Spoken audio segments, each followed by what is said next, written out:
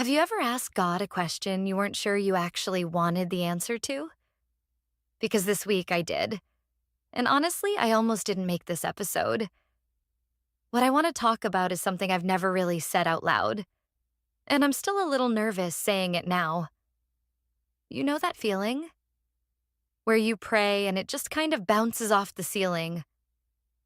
There are so many things I want to accomplish in life, but my circumstances aren't lining up. And I'd compare my life with others, their wins, their progress, and then look at mine. And something in me just started to collapse.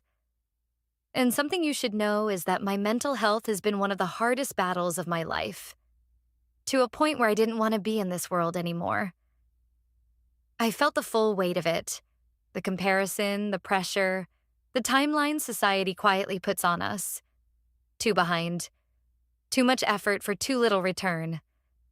And I genuinely felt tempted to just be done. And then, in the middle of all of that, I got an image in my mind. Completely unexpected. It was Jesus carrying the cross. Already beaten, already broken, and still carrying it. And the weight of that cross wasn't just physical. It was everything. Every sin, every shame, every broken moment. Mine included. And he carried it anyway. Not because he had to. Because he chose to. And this quiet thought came. Why would I take my own life when Jesus gave his for mine? Not as guilt, not as pressure. Just as this really tender, honest reality. He went through all of that. For people like me. Because he loves me. Because I matter to him. And I remembered something I'd been forgetting for a while. I don't belong to myself. I belong to God. And somehow, sitting on my bedroom floor, that wasn't heavy. It was actually the most freeing thing. Because if I belong to him, then surely my future is in his hands. Not in my ability to figure it all out. Not in whether my circumstances look right. He sees something I can't see from where I'm standing. The Bible says in 2 Corinthians 5:7 that we walk by faith, not by sight. And I've read that verse so many times. But this past week, it hit different. Because my sight is limited. All I could see was what wasn't working. But God sees the whole picture. And he makes all things beautiful in its time. There is also a verse in Hebrews 4 that says we don't serve a high priest who is unable to empathize with our weaknesses, but one who is tempted in every way.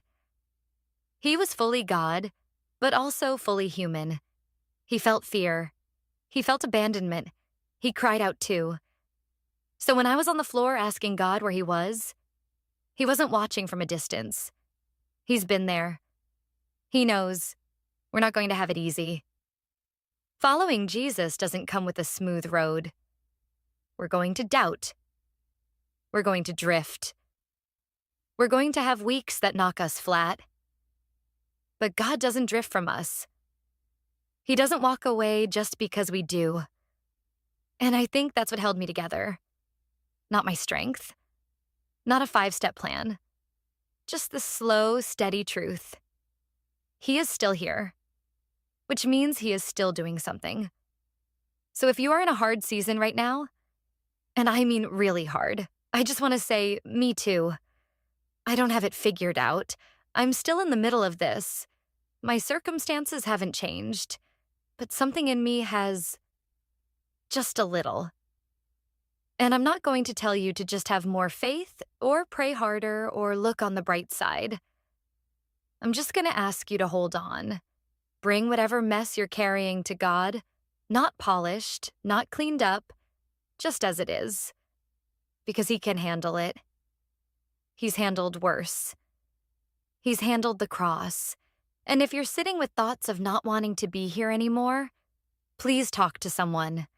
A trusted friend, a pastor, a counselor, anyone. You don't have to carry that alone. That's not what you were made for. Before I go, I want to leave you with something to sit with this week. What would it look like to let God hold the one thing you've been trying to control? Just for this week. Drop your answer in the comments. And if this episode met you somewhere real today, share it with one person. Just one. You never know who needs to hear it. Like, subscribe, and I'll see you in the next one. You're still here for a reason. I believe that.